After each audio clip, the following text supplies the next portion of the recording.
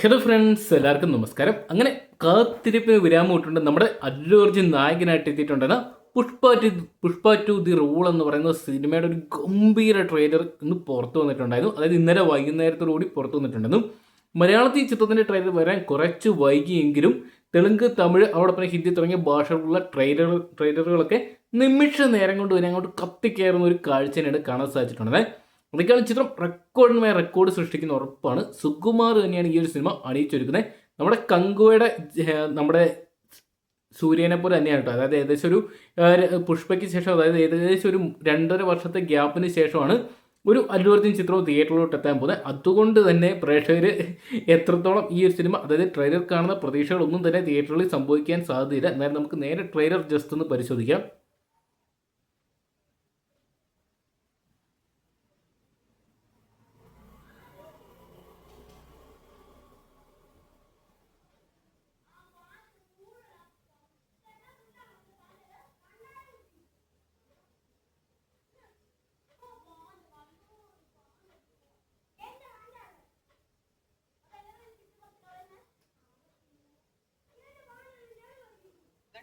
Of manual stock trading are gone.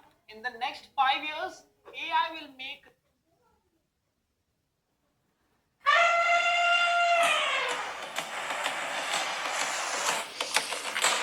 ആരാടത്?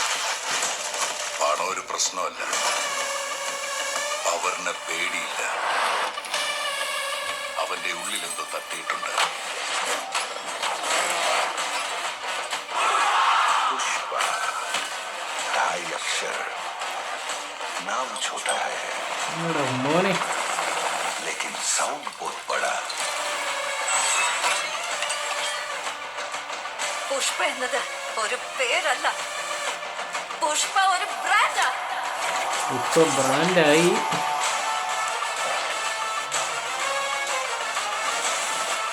കത്തിക്കേണ്ട റക്കം പോലെ തന്നെയുണ്ട് ഇപ്പോൾ.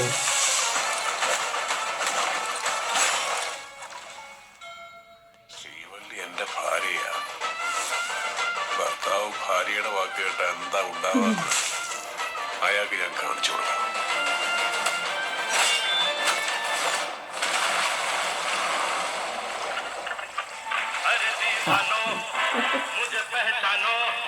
നമ്മുടെ ബന്ധത്തിൽ ഷെഖാവത്ത് ഇപ്പോഴും ഉണ്ടല്ലേ. പാർട്ടി ഉണ്ട് പുഷ്പ, പാർട്ടി ഉണ്ട്. പാർട്ടി ഇല്ല എന്നുള്ള ചോദ്യം നിർത്തി പാർട്ടി ഉണ്ടെന്നാക്കി. എനിക്ക് തോന്നുന്ന ക്ഷേത്രത്തിലുള്ള ഫൈറ്റ് ക്ലൈമാക്സിലെന്ന് തോന്നുന്നു. എനിക്ക് അർഹതപ്പെട്ട കാശ് അത് കാലണയോ അരയണയോ ആണെങ്കിലും അത് കിട്ടാൻ വേണ്ടി കുറച്ച് കത്തി സീനുണ്ടെന്ന് ഉറപ്പായി. 7 കടലും 7 മലയും കടക്കേണ്ടി വന്നാലും അവിടെ എത്തുക എന്നുള്ളതാണ് പുഷ്പയുടെ പോളിസി. ഇന്റർനാഷണൽ കളികളാണ്.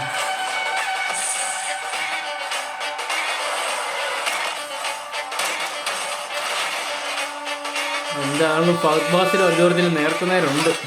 പുഷ്പ നാഷണൽ ആണെന്ന് കരുതണ്ട, ഇന്റർനാഷണൽ.